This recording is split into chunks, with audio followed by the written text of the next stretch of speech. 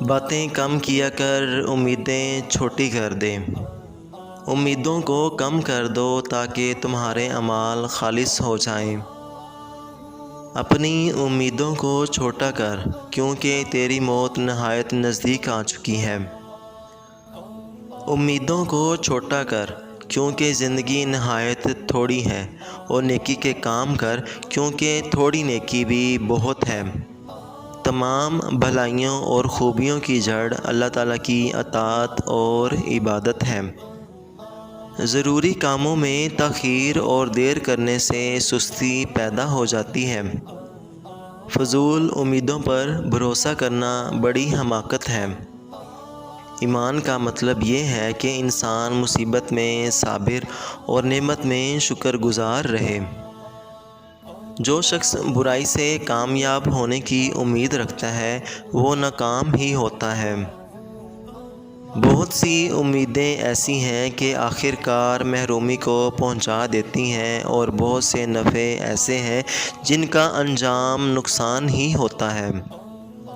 جو شخص آخرت کا خوف رکھتا ہے وہ صبح سویرے اٹھتا ہے اور اندھیرے میں اپنا کام شروع کرتا ہے۔ یہ انسان تعجب کے قابل ہے کہ وہ چربی سے دیکھتا ہے اور گوشت کے لوتھڑے سے بولتا ہے اور ہڈی سے سنتا ہے اور ایک سوراخ سے سانس لیتا ہے۔ حضرت علی رضی اللہ تعالیٰ عنہ نے فرمایا، بے شک میں تمہیں یہ بات بتانا چاہتا ہوں کہ آخرت کے لیے اچھی طرح تیاری کر لو۔ آخرت کے واسطے بہت سا سامان اکٹھا کر لو۔ جتنے نیک کام تم نے دنیا میں کیے ہیں وہ سب وہاں تمہارے سامنے رکھ دیے جائیں گے۔ جو مال تم نے دنیا میں چھوڑا ہے آخرت میں اس پر ندامت اٹھاؤ گے اور تمہیں اپنے کیے کا بدلہ ضرور ملے گا۔ آخرت باقی اور دنیا فانی ہے، ان دونوں میں فرق بہترین سوچ کا ہے۔ تمام فکر اور کوشش اس بات کی کرنی چاہیے کہ قیامت کی بدبختی سے خلاصی ہو سکے اور مصیبت اور عذاب سے بچاؤ حاصل ہو سکے۔ جو چیز گزر جائے وہ اس طرح ہو جاتی ہے کہ گویا اس کا وجود ہی نہ تھا، اور جو چیز آنے والی ہے اس کا آنا ایسا یقینی ہے کہ گویا وہ وجود میں آ چکی ہے۔ گناہوں پر شرمندہ ہونا انہیں ختم کر دیتا ہے، اور نیکیوں پر غرور کرنا انہیں برباد کر دیتا ہے۔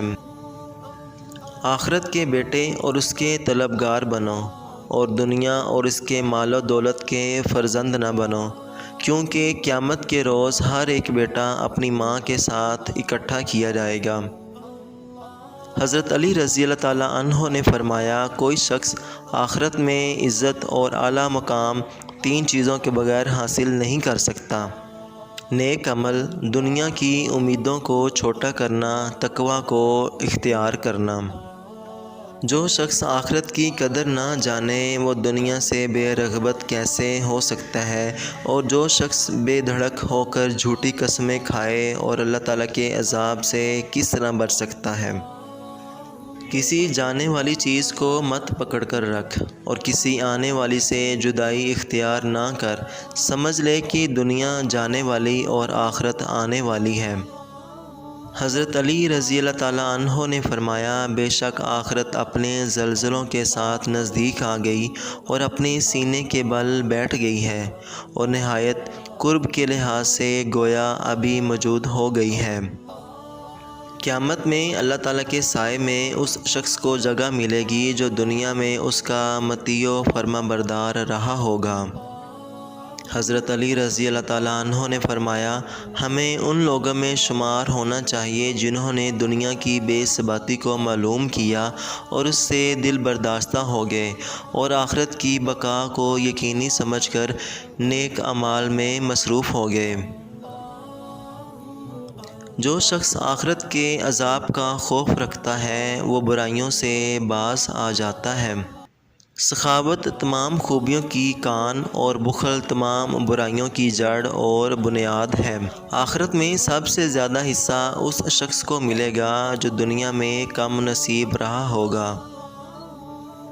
حضرت علی رضی اللہ تعالیٰ عنہ نے فرمایا، بنی آدم دنیا کو چھوڑ کر دوسرے کاموں میں مصروف ہے اور یہ نہیں سمجھتے کہ دوزخ کی آگ اس کے آگے بھڑک رہی ہے۔ جو اپنی آخرت کی اصلاح کرتا ہے وہ ہر طرح کی خیر خواہی میں کامیاب ہو جاتا ہے۔ جو اپنی آخرت کی اصلاح کرتا ہے وہ ہر طرح کی خیر و خوبی میں کامیاب ہو جاتا ہے۔ بے شک میں تمہیں یہ بات بتانا چاہتا ہوں کہ آخرت کے لیے اچھی طرح تیاری کر لو اور اس کے واسطے بہت سا سامان مہیا کر لو۔ جتنے نیک کام تم نے دنیا میں کیے ہیں وہ سب وہاں تمہارے سامنے رکھے جائیں گے، اور جو مال تم نے دنیا میں چھوڑا ہے اس پر ندامت نہ اٹھاؤ گے، اور تمہیں اپنے کیے کا بدلہ ضرور ملے گا۔